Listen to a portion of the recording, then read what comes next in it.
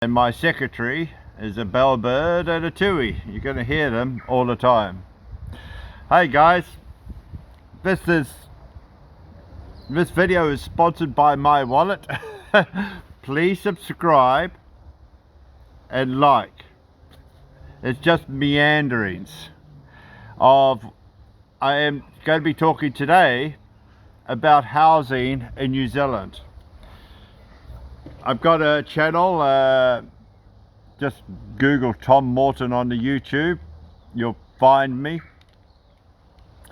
I'm going to be talking about housing, differences between housing in New Zealand and South Africa and England mainly, because that's where people tend to follow me from. Now, I live in Invercargill. Invercargill is extremely low earthquake zone. And the other part of New Zealand to live if you're scared of earthquakes is north of Auckland in Northland. They don't have earthquakes in Northland. And but let's talk about housing in general. As I said, a friend of mine came out from New Zealand. His daughter bought a beautiful brick house. It probably isn't there anymore because the earthquake would have just wiped them all off. Brick was built mainly by people who have immigrated to New Zealand. They wanted a brick house. It mightn't have been a brick house, like there's a straight over from me. I'll show you on this one. It's a brick house. Its outer wall is probably brick. So if an earthquake comes, which it won't happen in Invercargill, the wall falls off, but the house stays standing. And many houses in New Zealand, even though they're made of brick, are actually made of brick cladding and a wooden frame.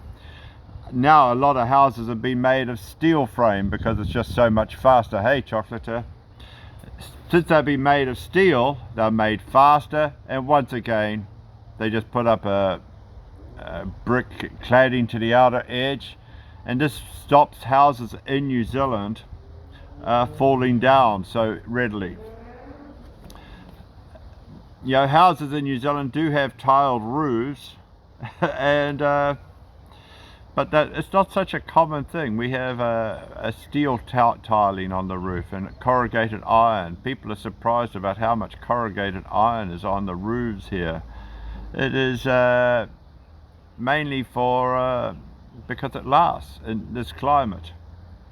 Now all the houses generally are insulated. They're insulated with sheep wool or pink spats so you don't get cold.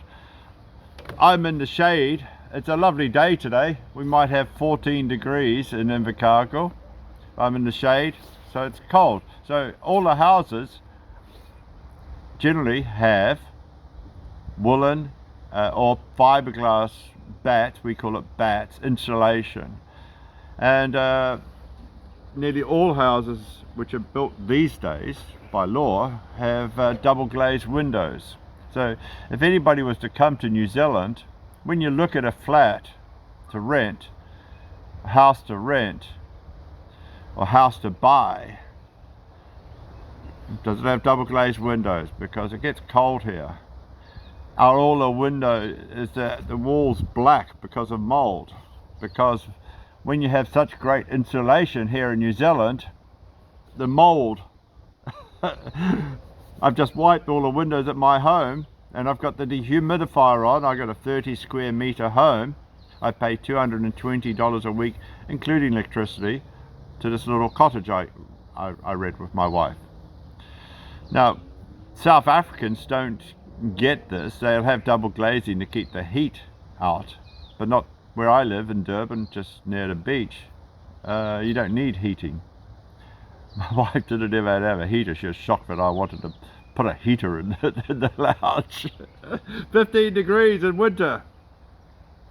So, by the way, we don't have apartment blocks. Apartment blocks are now, the last two governments have changed the law to allow apartments. Labour's changed and National's changed.